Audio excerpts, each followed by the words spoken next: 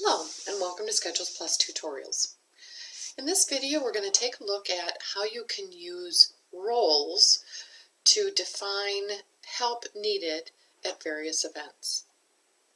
Historically, if you're looking for volunteers, you would identify the number of volunteers you needed for an event, and then people could sign up from home for that entire period of the event. With our new role-based model, you can have an event that goes from 8 a.m. till 4 p.m. and rather than define 2 people needed for the entire period of time, you can now define roles within that 8-hour window. And not just define roles for the 8-hour window, but you can actually define, I need a person from 7 to 8 a.m. for setup. I need 2 people from 8 to 9 for cashier. I need 3 people from 9 till noon for greeting, and so on.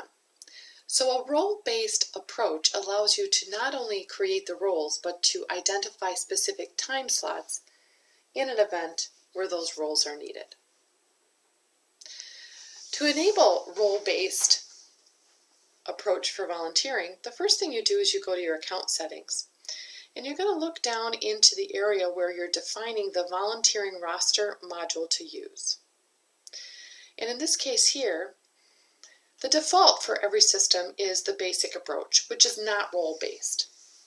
So if you're using option 1 for your account, it's the typical volunteering roster approach, where if you say you need 2 volunteers, if people sign up, they're volunteering for the entire event period. If I want to turn on the helper-based approach, I can do so by editing my account settings, and then I have more options. I'm going to turn on use basic and role-based. And the reason I'm going to turn on both is because some events you may just need volunteers for the entire period of time. And in other events, you need a role-based approach. So you can actually decide by event which approach you want to use. So I'm going to go ahead and save this. And now it shows option 2. Volunteers can sign up for full event time, or they can sign up for specific roles that you've defined for an event. Next, let's go look at an event and turn on role-based approach. We've selected the event called Rummage Sale. It is an event that occurs on May 24th, and it runs from 8:45 till 9:30 a.m. This time needs to be modified. This is actually an event that's going to go longer, so I'm going to modify this time, and I'm going to extend the time to a little bit later and save that.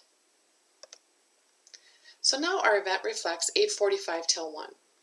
As we look down into the volunteering section here in the middle, you can see this event is defined with the default, the basic approach. But I want to turn on the helper-based approach, the role-based approach. So I'm going to edit this event. I'm going to go down to the volunteering area, and I'm going to select role-based helpers. Now you see here there's an option called both. If you want to transition between the basic approach, which was defining the number of volunteers you needed for the entire period, and you're switching to a role-based approach, you might need both of them turned on.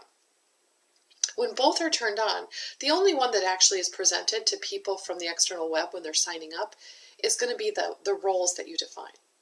So the both for transitioning is all about where you want to transition from the former model to the new role-based model. I'm going to turn on role-based helpers and just look at the new one by itself. And then I'm going to just press enter and save this event. So now we're using option 2 in this event, where volunteers can sign up for specific roles in specific time slots. The next thing I do is I click on my volunteering tab. I'm going to go to Help Needed. That's where I'm going to define the roles. So as I click on the Help Needed tab, the default view is going to be the volunteers that are signed up to help me out. Because I've just now started to define this, there's no volunteers yet. I first have to set it up. So it's a 2-part process to set up the roles and the dates and times you need them. So step 1, roles. I'm going to define the roles. And I actually historically had come into this and defined some roles. I'm going to just remove these so you can see how easy it is to add roles to a specific event. So as you add a role, it is saved for your account.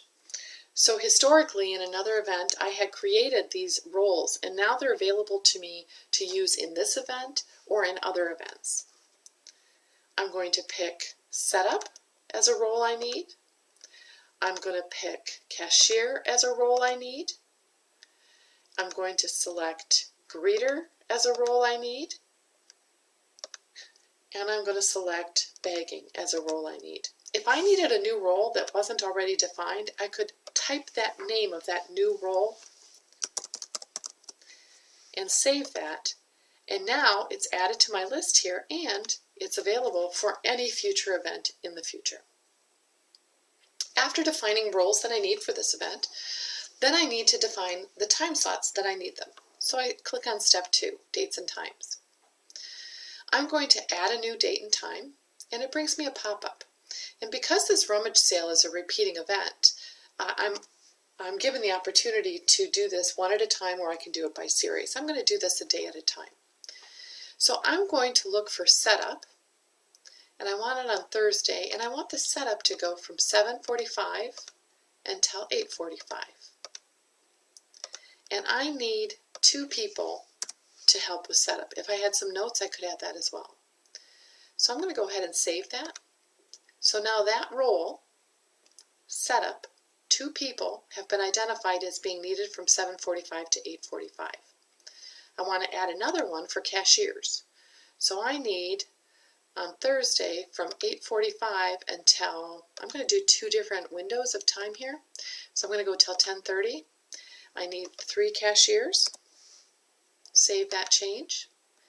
And then I need another set of cashiers from 10:30 until the end of the event. So I'm going to go from 10:30 until the end of the event, and I need 3 cashiers. There you go. So you can see how easy it is to add roles. And I can continue to do this for any number of roles that are reflected there. So I could add a cleanup, for example. I want 3 people for cleanup, and I would like them to start after the event has ended. So I can say I'd like those cleanup people from 1 until 2. If I need to edit that, perhaps for the cleanup people, I need them to bring a broom. I can add that as a note. Okay, and you can see here that notes are reflected. So now I have created a variety of roles that I need: cashier, cleanup, setup, and I've had them for specific times. I can add volunteers now myself by clicking on the Add Change Volunteers. You see all the roles here. I can find a person. Let's just look for myself. Select that person, and then I can add that person to the specific roles that they'd like to participate in. So I'm going to add Deb to 2 of these and save that. So now she is identified as a confirmed volunteer. I can continue to do that by finding other people and continue to add people as helpers.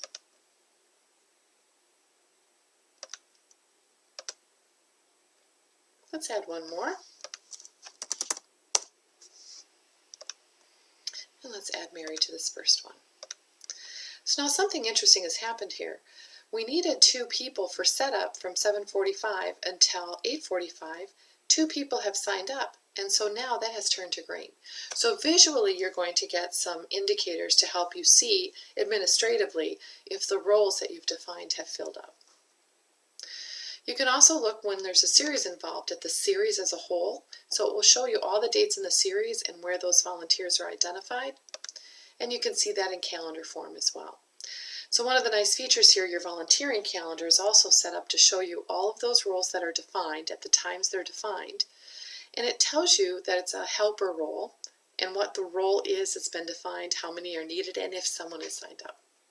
So you will see this now in your calendar. If I go home and I look at my volunteering calendar,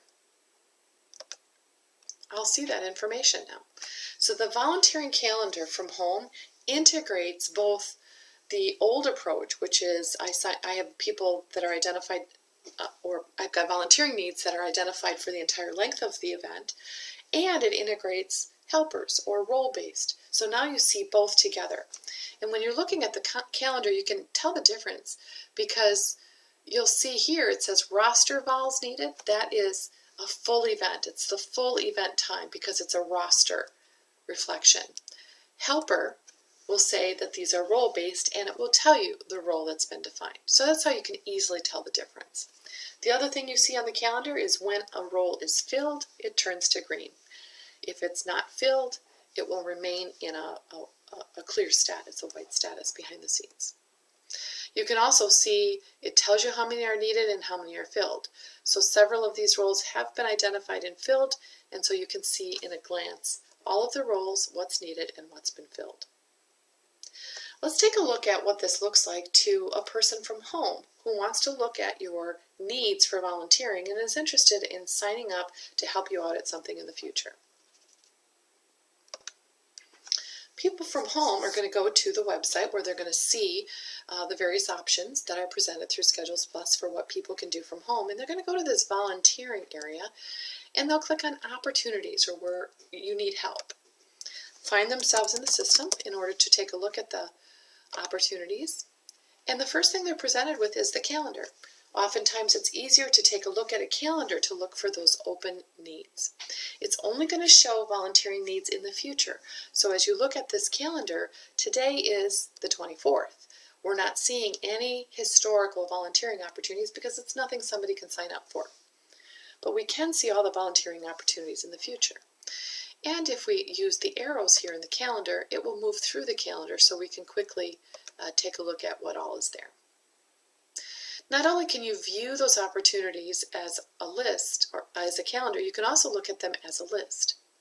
So if I look at this as a list, I'm seeing here there's an opportunity for watercolor yet that's not filled, and I see one in June. So I can look at these things as a whole and sign up for them. So if I wanted to sign up for this in June, I can click the sign up button, and there it reflects that I'm volunteering. I can do so in May as well, and there it reflects that I'm volunteering. So quite easily I can move about and add or change my participation.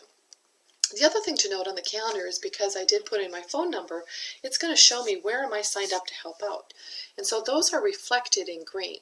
So wherever I have signed up to help as a volunteer, that is visually recognized as a result of the calendar color here. So I'm signed up in the rummage sale, I'm signed up in watercolor, and so on and so forth. So it's really that straightforward in terms of integrating the new role-based approach. You can easily turn it on, first of all at your account settings, and then by event you decide whether or not you want to turn on that role-based time slot approach for helpers, or just leave the basic approach, which is the full period of time of the event. Then as people from home want to register, they'd come to this kind of a page and they'd see the opportunities, they can sign themselves up, and they can see where they are scheduled to help you out. Thank you.